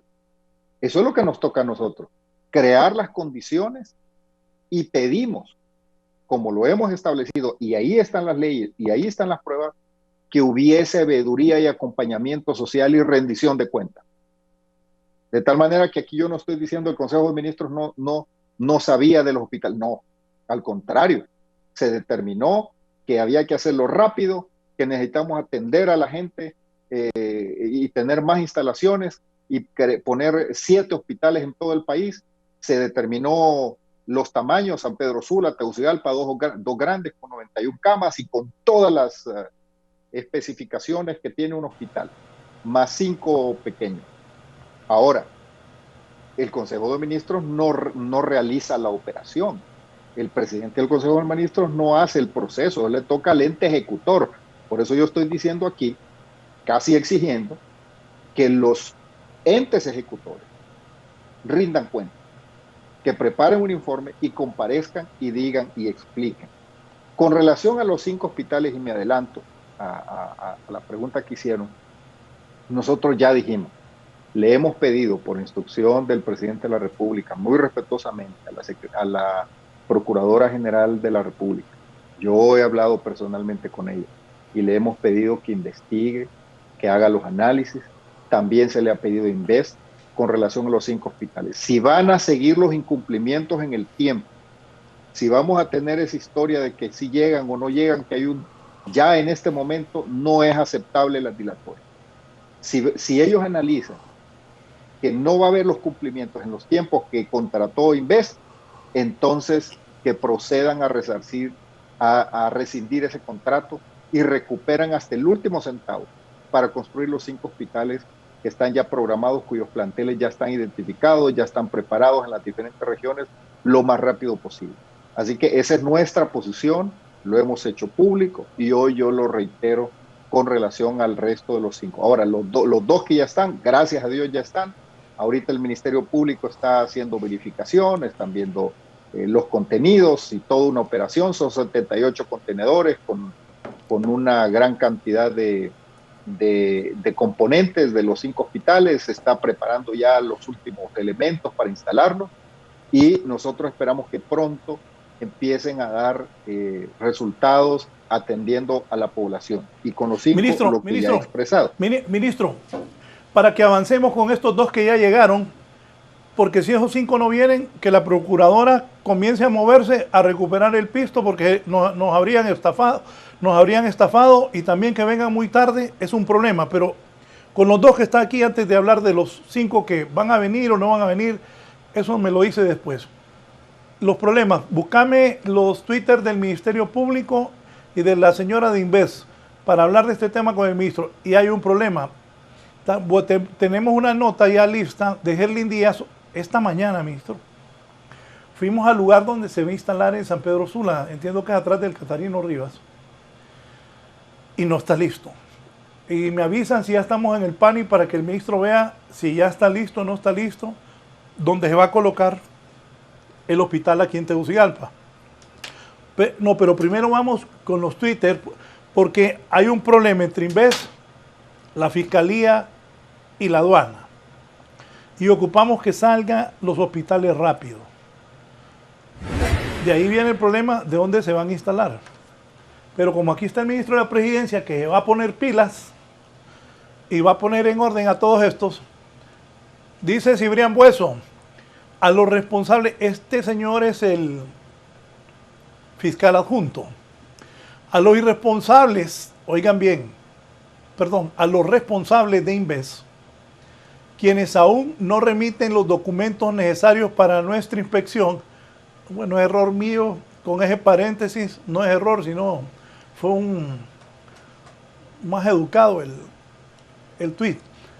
A los responsables de Inves, quienes aún no remiten los documentos necesarios para nuestra inspección, les instamos para que procedan a cumplir de inmediato su deber con la justicia, evitando más retrasos a nuestra labor. Caso contrario, el Ministerio Público va a proceder de oficio y conforme a la ley, dice el fiscal adjunto Cibrián Bueso.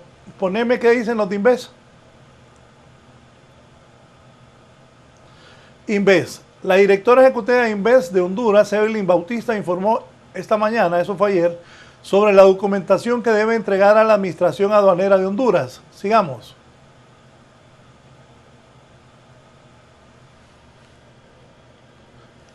Eddie, bien. Lo único que hace falta es la factura original del proveedor, la ha enviado vía courier por DHL. Según la guía, esto va a suceder el miércoles. Estamos coordinando para que la pueda enviar mañana. Si llegaste el miércoles, la fiscalía no va a dejar que os salga hasta el miércoles. Ya perdimos otra semana. Independientemente que se reciba la factura física el lunes o el miércoles, mañana mismo estaremos enviando toda la documentación electrónica a la Administración Aduanera de Honduras. En ningún momento se pretende obstaculizar la actividad de administración o veeduría, recalcó Bautista. Ahora poneme la nota de Gerlin Díaz en San Pedro Sula. Bueno, ese es el problema que tenemos, que la fiscalía le pide en vez los documentos y que si no, no dejan salir los dos hospitales. Pero si no se llega a un acuerdo, ministro, ahí interceda, por favor, entre la fiscalía, Inves y las aduanas. Pero también al salir los hospitales, el problema es que todavía no está preparado. Gerlin Díaz en San Pedro, ¿dónde colocarían ese hospital móvil?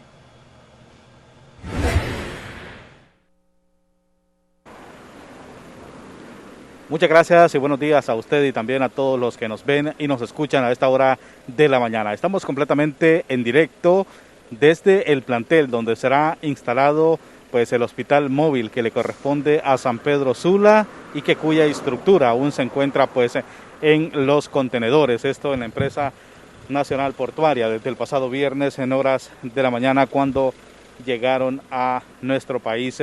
Y pues así está avanzando este plantel a un costado del hospital Mario Catarino Rivas aquí en San Pedro Sula. No es necesario ser experto en maestro de obras o tener pues conocimientos de ingeniería para darse cuenta cómo está avanzando esta construcción de este hospital. Aún se pueden ver pues que está recién construido y recién pues echado lo que son parte de las planchas de este hospital. La semana anterior, cuando fue intervenido por la Agencia Técnica de Investigación Criminal ATIC, no había mayor avance. Y a esta hora de la mañana de lunes, cuando pues ellos están trabajando ya contrarreloj, han realizado muy poco en esta obra que se está construyendo, repetimos, a un costado del hospital Mario Catarino Rivas aquí en San Pedro Sula y que estará albergando a este centro asistencial móvil. Así está esta situación donde de haberse liberado estos contenedores el pasado viernes por la emergencia y por la premura de lo que significa esta pandemia para nuestro país, no pues hubiese un lugar donde instalarlos. Por lo tanto, aunque sean liberados los contenedores y aunque termine la supervisión que está haciendo el Ministerio Público, la situación donde serán levantados este hospital móvil pues es inconcluso y aún no hay una fecha definida que se pueda terminar. No creemos que sea durante la presente semana que vayan a terminar estos trabajos, porque también se estarían haciendo, como se dice popularmente, a la carrera. Aquí la realidad es otra, donde será construido este plantel y el mismo se inició desde hace mucho tiempo, desde que se trazó el plan para hacer la compra de estos hospitales móviles. También se trazaron y se designaron estos predios para que se instalaran estos dos hospitales, tanto en la capital de la... Eso es en San Pedro Sula, donde se instalaría el hospital. Estoy haciendo esto para que el ministro vea y tome acciones, sé que lo va a hacer al terminar el programa. Odalis, en el PANI, ¿cómo está el lugar donde va a estar el hospital móvil en Tegucigalpa? Odalis, rápidamente, por favor. Buenos días, licenciado Raúl Valladares y televidentes del foro La Entrevista. Así es, nos encontramos en el plantel del PANI ubicado en Los Próceres. Hasta este momento ustedes pueden observar en las imágenes de que así avanza la construcción donde estarían colocados los hospitales móviles. Hemos conversado con uno de los trabajadores que están en este sector y nos ha manifestado que en este momento se encuentran en la fase de emparejamiento del terreno. Son alrededor de 20 días que estarían realizando este trabajo en este plantel para ubicar lo que serían los contenedores del hospital móvil. Asimismo, son 15 trabajadores quienes están laborando desde tempranas horas de este día para tratar de terminar a tiempo. Sin embargo, nos han manifestado que son 20 días que estarán terminando de construir en este sector. Asimismo, otro grupo de 5 trabajadores está construyendo lo que serían varios sanitarios para las personas que busquen atención o vengan entre positivos o sospechosos de COVID-19. Licenciado, este es el ambiente que se vive desde el plantel del PANI en el Boulevard de los Próceres.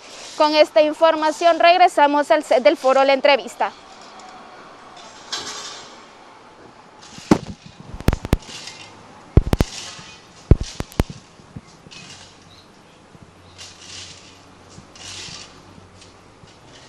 Ahí están los lugares, San Pedro y Tegucigalpa. Entonces, el ministro, la razón me dice que no hay prisa, sí que se pongan de acuerdo Fiscalía, Inves y Aduanas, y que se apuren lo que están construyendo los 2 lugares donde se van a colocar. Comentario, señor ministro. Sí, gracias. Mire, primero, con relación a ese cruce de tweets entre el Ministerio Público, Invest y Aduanas, establecer que el mandato del presidente a los funcionarios es cooperación y apertura total para el Ministerio Público, para el Tribunal Superior de Cuentas y los entes que tienen que ver con estas investigaciones. Totalmente abiertos los libros, abiertas las puertas de las instituciones para que hagan su trabajo. Esa es una decisión política del más alto nivel del gobierno. Así que no debe haber dudas, no debe haber otras posiciones más que colaborar. Con relación a la revisión, bueno, tenemos fotocopias en el país. De repente en un diálogo entre Inves y el Ministerio Público se puede resolver en el sentido de que pueden ir revisando con la fotocopia y después cotejar con los originales y avanzar este tiempo. Yo creo que es un tema probablemente de buena voluntad y entendimiento que puede haber entre ambas instituciones para ir avanzando. Con relación a los planteles y a los avances, mire, allí lo mejor es que un ingeniero nos explique cómo va cada, porque al final son planteles, ahí no va a haber paredes, ahí no va a haber, ahí lo que necesitamos es conexión del agua, conexión de la energía eléctrica, y que los planteles estén adecuados, digo, resumiendo la funcionalidad de los planteles.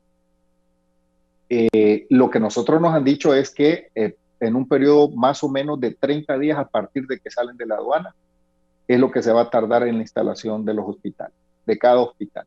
Entonces, a nosotros lo que nos surge es que esos hospitales salgan y que empiece su instalación para que en un término más o menos de 30 días ya esté al servicio del pueblo hondureño, porque al final no debemos olvidar todos los que estamos en cargos públicos, que aquí de lo que se trata es de salvar vidas humanas.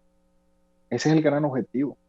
El objetivo es que existan las mejores condiciones dentro de nuestras capacidades para que salvemos vidas. Si tenemos un centro asistencial, clínico, hospitalario, y un médico y el tratamiento maíz y la persona, entre más lugares tengamos donde puedan ir las personas a atenderse, más vidas vamos a salvar. Al final de eso se trata y yo haría ese llamado a las instituciones para que trascendamos la tramitología y pensemos que estamos salvando vidas humanas.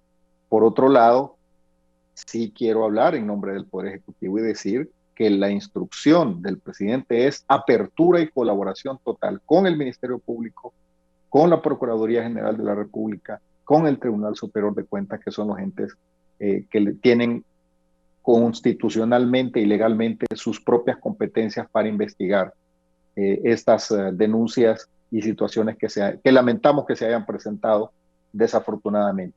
Así que esperemos que en 30 días y vamos nosotros a procurar incidir para que se acelere todavía más lo que pueda acelerarse. Pero siguiendo con el cuestionario de preguntas que me hizo para que los participantes no se queden Don Emilio preguntó por un plan. Hay una primera parte del plan que ya está en ejecución, que son los fondos de garantía recíproca, pero ese es un tema que tiene su profundidad. No sé si en otro programa o después lo abordamos.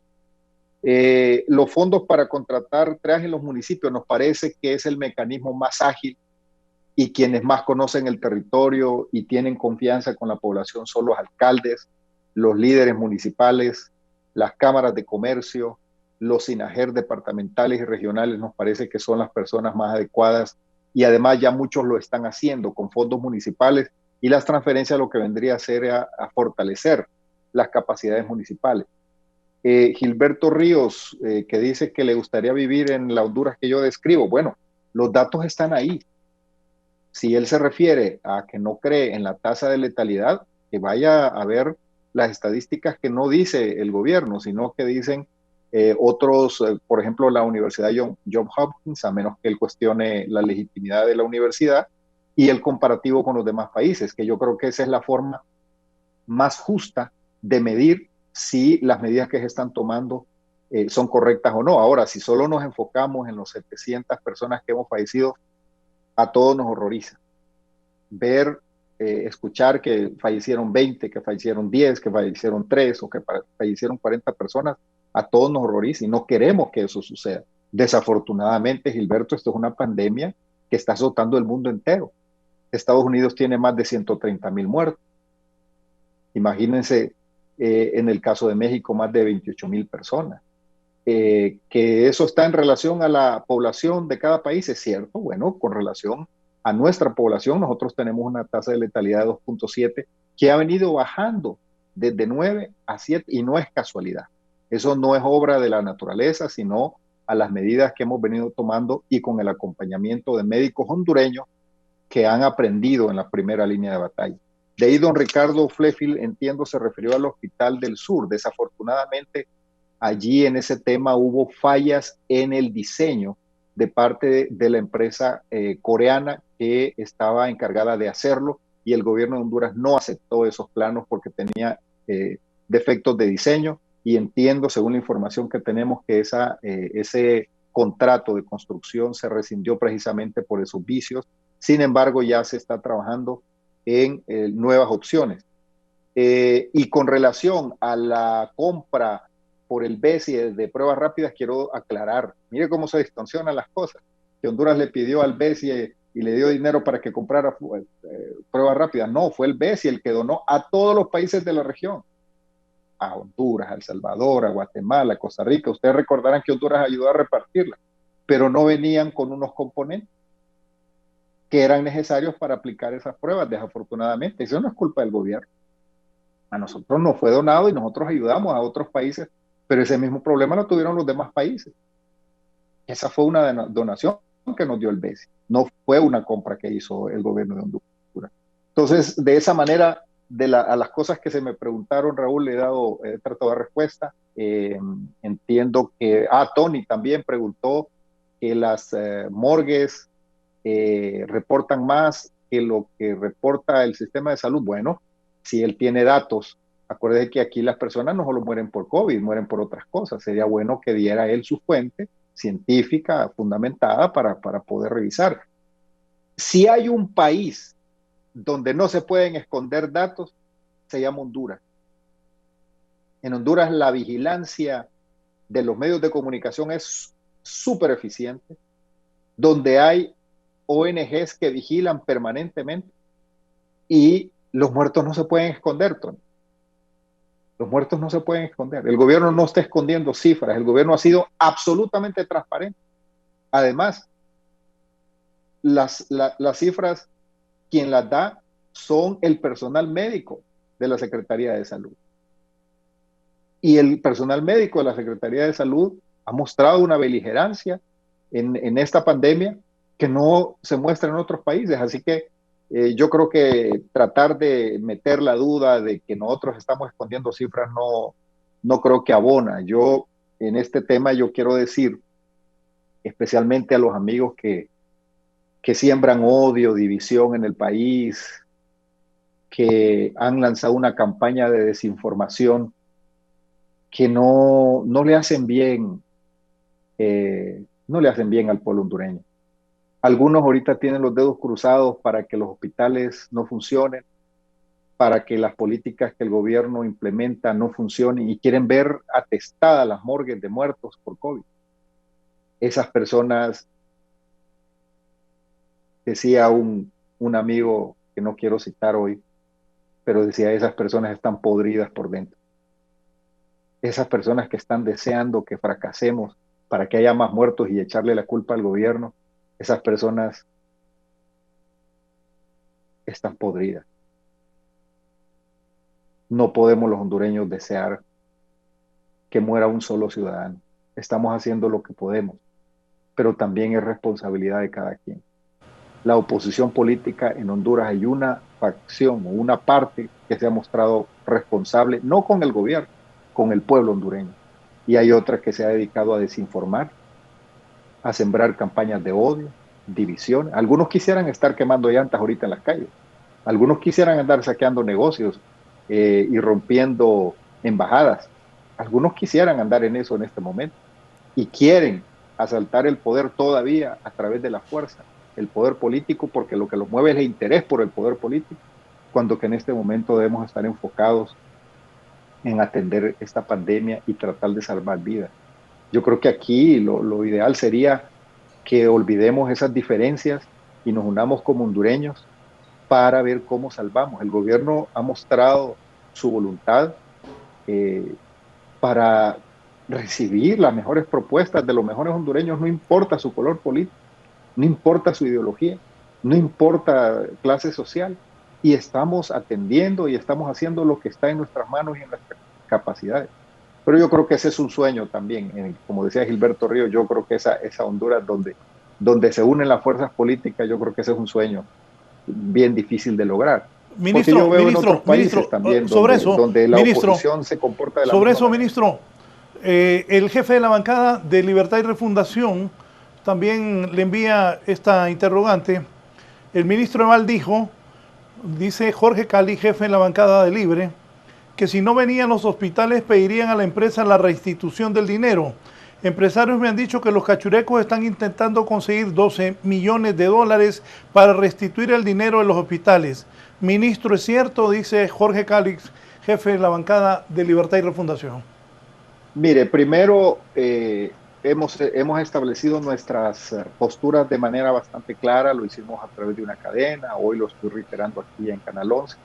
Si el jefe de la bancada del Partido Libre tiene esa información y pasamos de la desinformación, del rumor y de sembrar la duda y la división, y él toma esas pruebas y las lleva al Ministerio Público y presenta esas pruebas, yo creo que le haría un bien al pueblo hondureño. Yo mismo lo acompañaría. Si él tiene esas pruebas, tómeme la palabra que yo mismo lo acompaño para que vayamos juntos al Ministerio Público a presentar denuncias, pero presente las pruebas. Hacemos de los rumores, pasemos de sembrar el divisionismo y presente las pruebas contundentes, porque es tiempo de ser responsable, de hablar con pruebas. Si tiene esas pruebas, el gobierno de puertas abiertas, ese es el mandato del presidente, de puertas abiertas, libros abiertos para que se hagan las investigaciones. Si usted tiene esas pruebas, cuente conmigo. Yo mismo voy con usted a acompañarlo a presentar esas denuncias al Ministerio Público. Ministro, yo al igual que usted, quiero que los hondureños nos salvemos de esta pandemia y que las personas que están al frente del gobierno tomen las mejores decisiones para el beneficio de toda la población. También creo que ha habido una oposición responsable con el pueblo hondureño, como usted lo dice. Otros que solo critican y no hacen nada, también estoy de acuerdo. Pero creo que este es el momento de unirnos, de buscar soluciones. Ya vamos a su participación final. Qué bueno que se recuperó, ministro. Gracias. Por usted, por su familia, por el país, porque usted es de los hombres que toma decisiones, de la mano derecha del presidente, que también se recuperó. Los dos hombres más importantes estaban fuera, Juan Orlando y Eval Díaz. Si no nos engañemos, cuando uno está enfermo, así quiera y luche por seguir trabajando, no es fácil. Pero qué bueno, porque sí creo que a algunos funcionarios les falta iniciativa para tomar decisiones y también no ver las cosas políticamente, sino en este momento solucionar. Díganos, ahora ya incorporado completamente, planes inmediatos para seguir ayudando. Se va a ampliar más, ya se abrió una parte del centro cívico gubernamental que lo tengo aquí enfrente, va a ampliarse más, donde van a haber más triajes en las ciudades más importantes, vienen pruebas, ese medicamento maíz, que aclaro, en el mundo todavía no hay cura para el COVID, pero esto a muchas personas les ha funcionado. También ha trascendido que Rusia iba a donar a Centroamérica algunas pruebas que habían hecho, pero ayer salió una noticia que a Honduras no. Ministro, ¿qué viene? ¿Qué va a hacer el gobierno a partir de esta semana? De los 7 hospitales, me resume rápidamente y le agradezco su participación en Canal 11 y con la franqueza que ha hablado y ha respondido las interrogantes de la gente. Ministro Val. Sí, muchas gracias, Raúl. Bueno, comienzo diciendo por su última pregunta, y es con relación a la propuesta que ha hecho Rusia a los países de la región centroamericana. La postura del presidente de la República es tomar esas propuestas. Que Honduras también se beneficie, que el pueblo hondureño también se beneficie de esas soluciones que otros países con una capacidad científica superior va generando. Es más, el presidente mismo ya ha enviado él de su puño cartas firmadas a los diferentes países, organizaciones, instituciones, pidiendo que a Honduras también se le dé el mismo tratamiento que a los países ricos. No puede ser que los países ricos, por la cantidad de dinero que tienen, se les den todos los tratamientos y medicinas. Aquí nosotros tenemos una fuerte exigencia a la OMS que vele por países como Honduras, como los países de Centroamérica. No puede ser que el Remdesivir, que es un antiviral, lo hayan comprado solo los países ricos por el poder del dinero, y la Organización Mundial de la Salud, ¿dónde está? Para velar por la población de estos países. Porque no tenemos esas mismas capacidades, nos van a dejar entonces que se nos muera nuestra gente. Y así con otras soluciones. Eso es un tema muy importante que yo quiero marcar, que ha habido organismos internacionales que no se están portando a la altura, especialmente con los países que no tenemos capacidades económicas para poder encargar con anticipación con cientos de millones, de miles de millones de euros y de dólares cuando salga esa vacuna. Debe haber equidad. No puede ser que el más rico se lleve todo y entonces nosotros quedemos en la cola y que nuestra gente se siga muriendo. Ese es un tema que debe ser corregido por la Organización Mundial de la Salud. Ya Estados Unidos se retiró de la organización. Nosotros hacemos un fuerte llamado que vele por los intereses de los países como Honduras para asegurar los tratamientos que van saliendo para combatir esta enfermedad. Con relación a los triajes y los demás, lo que vamos a hacer es insistir. Nosotros quisiéramos que en cada barrio, que en cada colonia, que en cada municipio, que en cada aldea haya un centro de atención, porque esta pandemia va a 100 por hora y nuestro sistema va a 10 por hora. No lo vamos a alcanzar con el sistema médico hospitalario, porque no fue para eso. Es para nuestro sistema médico hospitalario es para atender situaciones normales, pero una pandemia siempre rebasa las capacidades. Por lo tanto, lo que tenemos que hacer es que haya suficiente medicamento, tratamiento maíz al alcance de la población. Educar a la persona cuándo se lo debe tomar, pero que lo tenga ahí, al alcance, que no tenga que andar buscando tanto protocolo y tantas recetas, porque eso va a marcar la diferencia entre si esa persona se queda recuperándose en su casa o va a un hospital. Una diferencia entre la vida y la muerte. Tomarse a tiempo el tratamiento hace la diferencia entre la vida y la muerte, y ese es el norte, y ese es el gran objetivo que tenemos como gobierno, buscar que se masifique la existencia de los tratamientos maíz en todo el país, en el campo, en la ciudad, en la zona urbana, en la zona rural, en todos lados. Que las farmacias, los centros de atención clínica, el seguro social, los hospitales, que en todas partes le entregue a la persona el medicamento, porque eso es lo que lo va a salvar. Así que estamos trabajando en eso, ahí nos vamos a enfocar, y probablemente en los próximos días vamos a estarlo logrando poco a poco de acuerdo a nuestras capacidades. Y finalmente, Raúl, yo agradezco mucho, como el pueblo hondureño ha visto, no hemos rehuido a ninguna pregunta. Usted ha hecho las preguntas que más le satisfacen y que más quiere saber la gente. Incluso se le ha dado apertura a líderes de la oposición política para que hagan sus preguntas y nosotros de manera transparente y de frente estamos dando cuenta. Vuelvo y cierro con esto. Yo espero que las instituciones encargadas de ejecutar presupuesto nacional en los próximos días rindan informe a satisfacción del pueblo hondureño. Eso nos va a dar tranquilidad, eso va a despejar muchas dudas, eso va a quitar muchos mitos y mucha desinformación que esté en el ambiente y nos va a permitir entonces ir encontrando caminos de entendimiento para salir adelante y evitar que nuestra gente muera por el COVID. Es posible evitar la muerte por COVID si se toma a tiempo el tratamiento y para eso necesitamos que se dispense en todo el país de la manera más fácil y más expedita posible. Muchas gracias a todos. Yo agradezco a Dios, agradezco a los que han estado pendientes por mi salud y agradezco las oraciones de la gente que nos conoce y que sabe que estamos aquí sirviendo al país desde un sentimiento de servicio y no un sentimiento de lucro personal. Queremos dar lo mejor y vamos a acompañar al presidente de la República hasta donde él lo considere oportuno.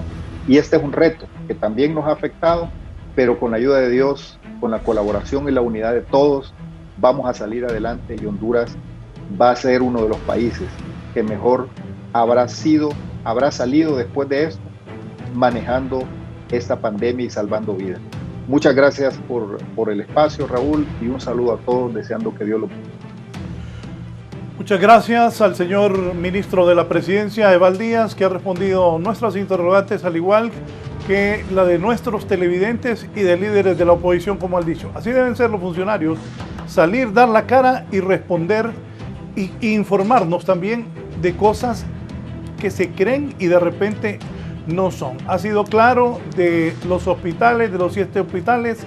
Vamos en los siguientes noticieros a dar seguimiento a lo que ha dicho el señor ministro de la Presidencia esta mañana aquí en la entrevista de Canal 11 y Radio Visión Honduras. A pesar de cientos de muertos y miles de contagiados en México, el presidente López Obrador ha dicho que la economía mexicana debe reactivarse. Cerramos con la nota internacional. Esta mañana la comparecencia del ministro Eval Díaz. Vamos a repetirla a las 9:45 de la noche en nuestro canal hermano de televisión.